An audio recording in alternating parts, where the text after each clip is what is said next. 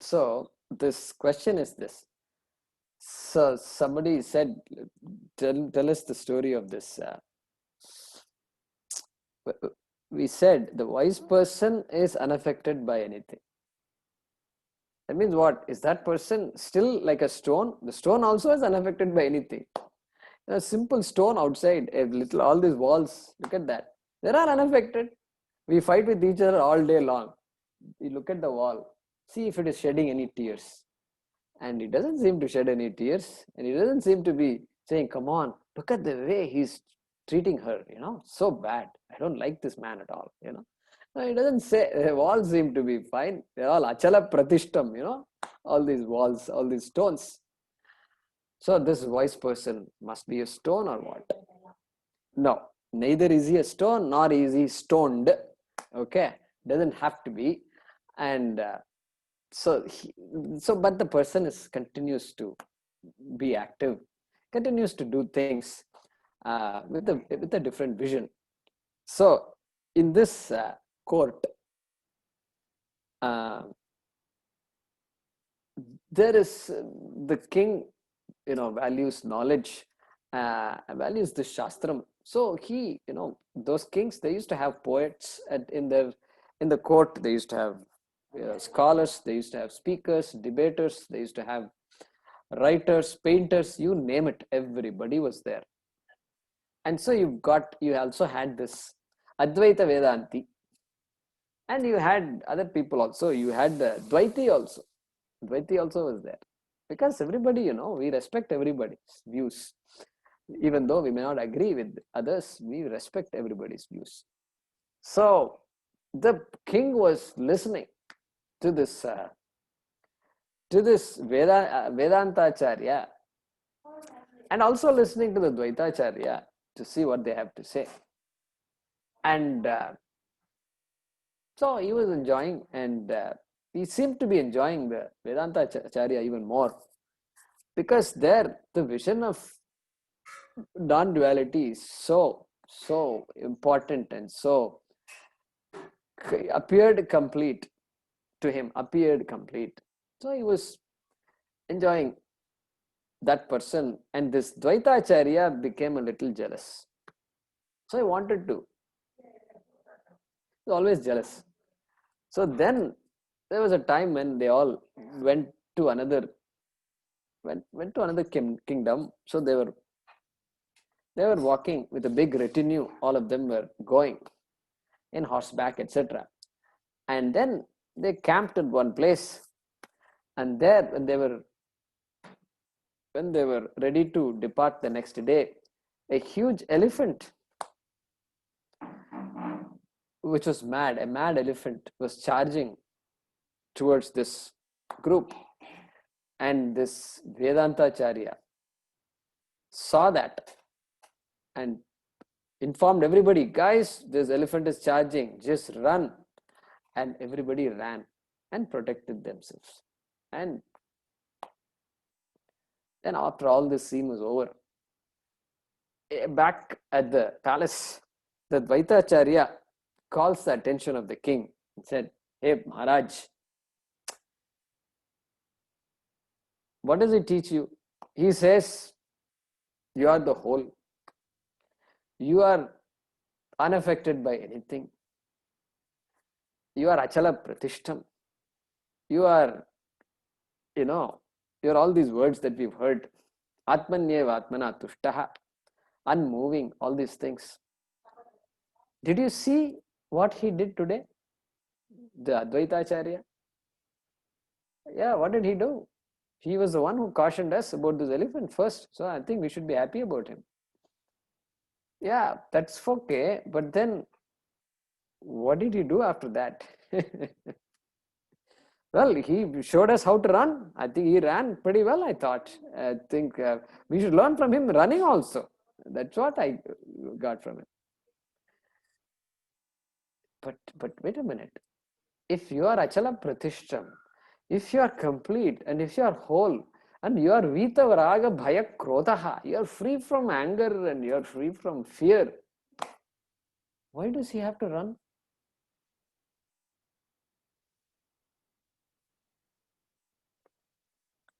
And so this was, and the king said, "Oh my God, this is, yeah, you're true, you're right.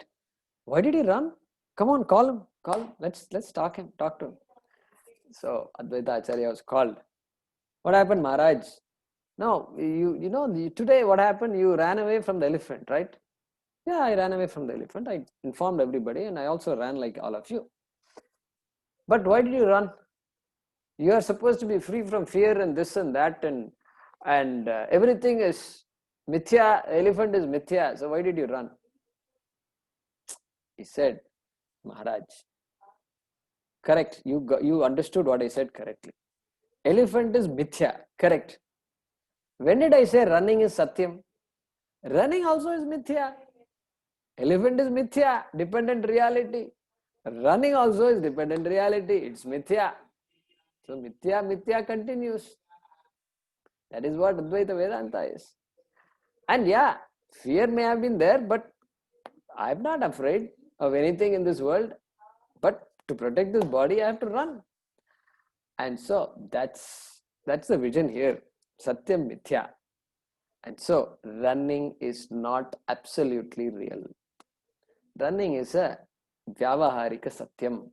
When paramarthika satyam is understood, then uh, then everything becomes a play, as it were. So I think this is what we had in mind, I think, when you asked last class. Thanks for reminding me. So again, this credit goes to Pujya Swamiji for this kinds of stories. Okay, and so we are reminded of him once again with this story. Good. So if there is one question we can address.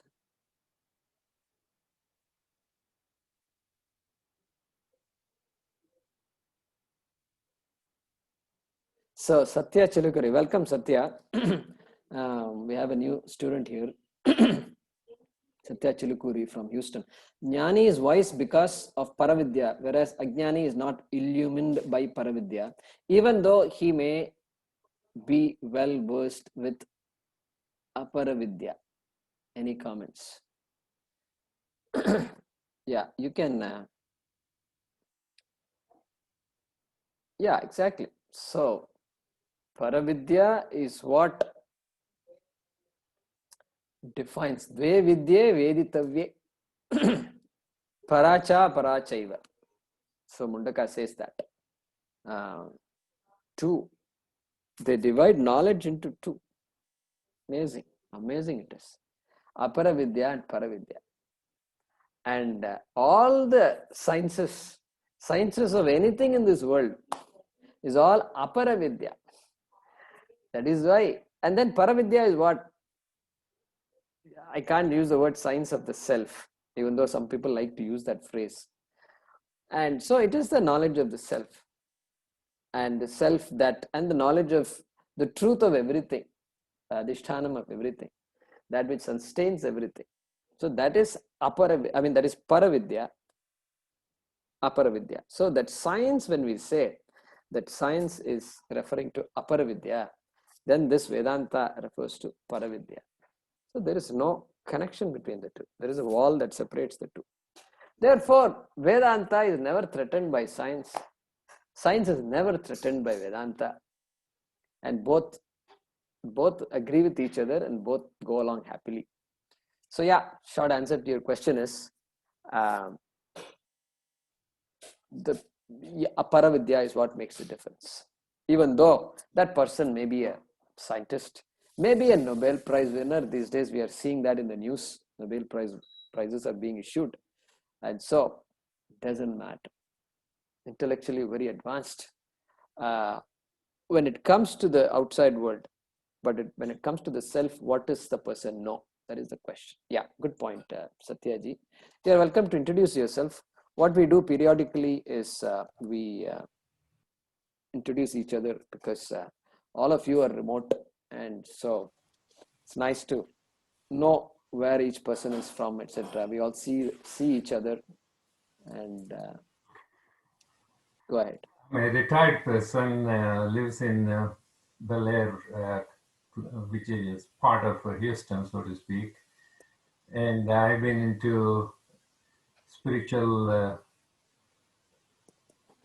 learning the spirituality for the last few years. Accidentally, I was introduced to it by a friend of mine, and I'm trying to gain traction in that area.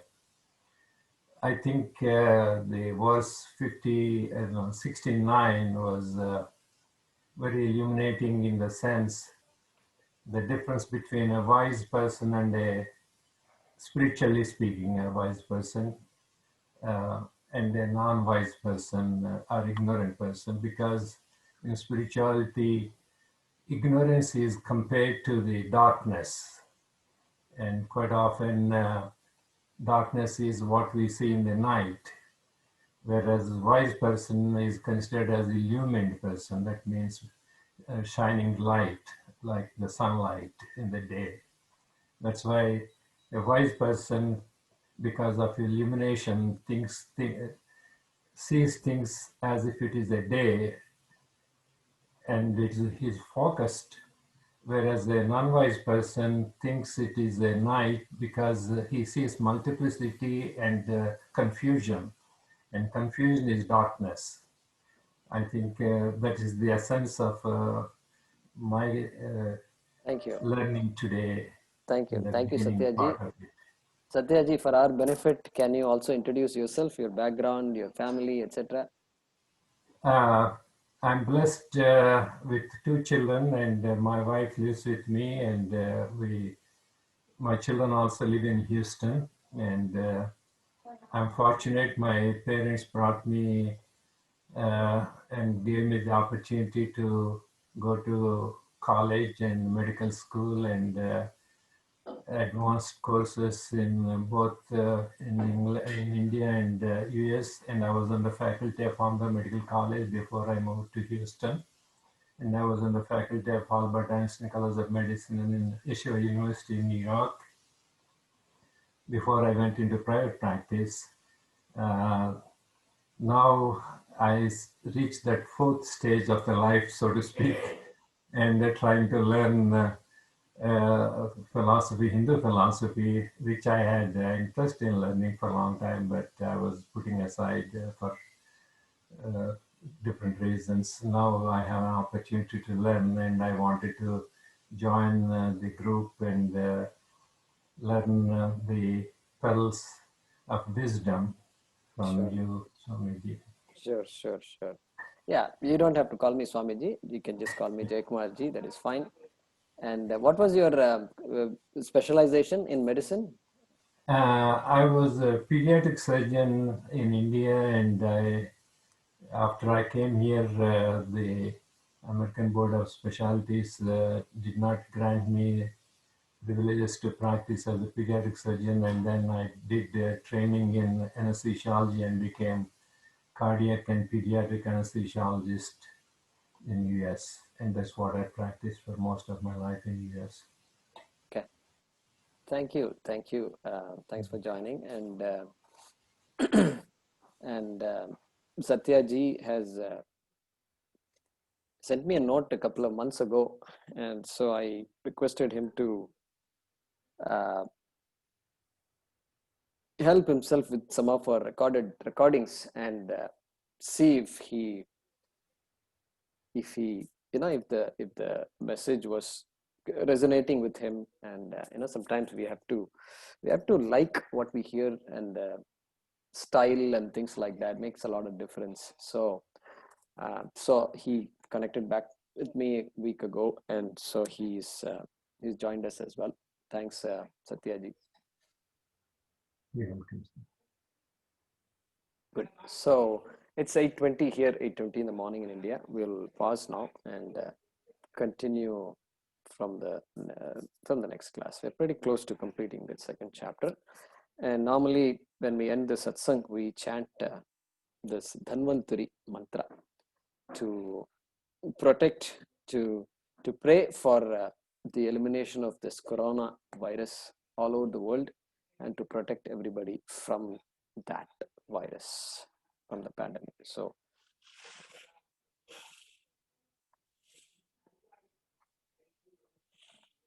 Om Namo Bhagavate Vasudevaya Dhanvantaraye Amrita Kalashahastaya Sarvamaya Vinashanaya Trailokyanathaye Shri Mahavishnave Namaha.